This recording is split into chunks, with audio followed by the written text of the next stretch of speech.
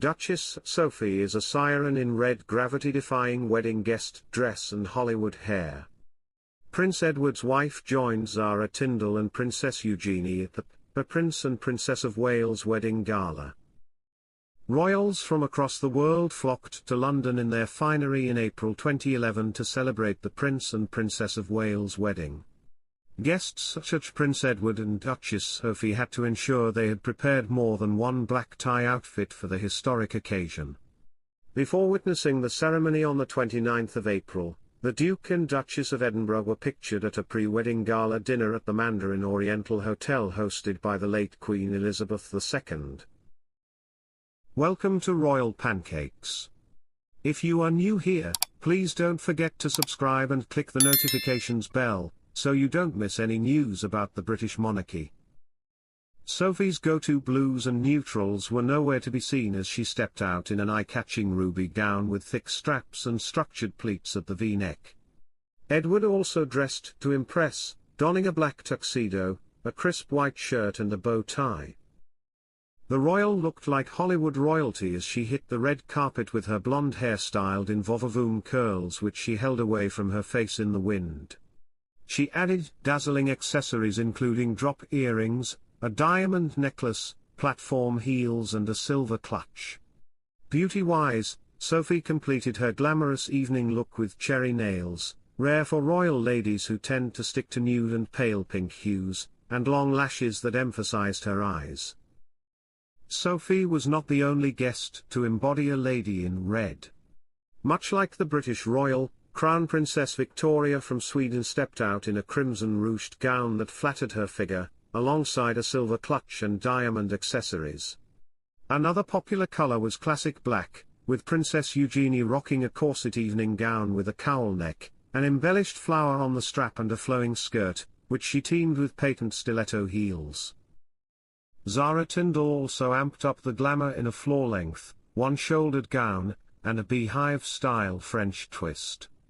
Other guests at the lavish event included the late Queen Elizabeth, Princess Beatrice and Queen Letizia of Spain. The bride and groom, however, were spending the night privately preparing for their big day. The following day, Sophie chose a more muted ensemble as she watched Prince William and Princess Kate exchange vows at Westminster Cathedral. Her monochromatic look consisted of a beige jacket with an embellished waist-cinching belt and intricate sleeves, a matching knee-length pencil skirt with a headband adorned with flowers and feathers. William and Kate had met at the University of St. Andrews in 2001 and became close friends before their relationship turned romantic. Following an on-off 8-year romance, William proposed in Kenya with his late mother Princess Diana's sapphire and diamond engagement ring. In their engagement interview, he told Tom Bradby, "It's my mother's engagement ring, so I thought it was quite nice because obviously she's not going to be around to share any of the fun and excitement of it all. This was my way of keeping her close to it all." Edward and Sophie also visited athletes at the Paralympic Village, according to the court circular. Joining the royal couple on their trip is their private secretary, Brigadier Alexander Potts, and Assistant Private Secretary, Jason Keane. The Duke and Duchess' daughter, Lady Louise Windsor, 20, is set to return to St. Andrews University for the third year of her English degree in the coming weeks, while their son, James, Earl of Wessex, is likely to have started studying for his A-levels. James, 16, received his GCSE exam results last month, but Buckingham Palace did not share his grades. Lady Louise and James are not expected to carry out royal duties in future.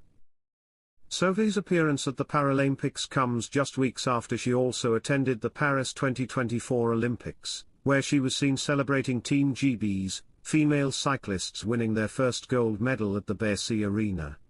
Sophie Rhys-Jones, a London PR executive, was just 22 when she first locked eyes with her royal beau, though it wasn't until several years later that their romance bloomed. In a chance meeting in 1993 at the Prince's Real Tennis Challenge event, Prince Edward is said to have secretly slipped Sophie his number. 6 years into their love story, the late Queen's son proposed with a £105,000 engagement ring, and the rest is history. Duchess Sophie's post-engagement glow was evident in 1999. Rewind to the day after she got engaged, it was business as usual for the hard-working cool girl, who was seen commuting to her office job in London's ritzy Mayfair. Prince Edward's bride-to-be looked effortlessly chic in a fitted trouser suit in a creamy green hue.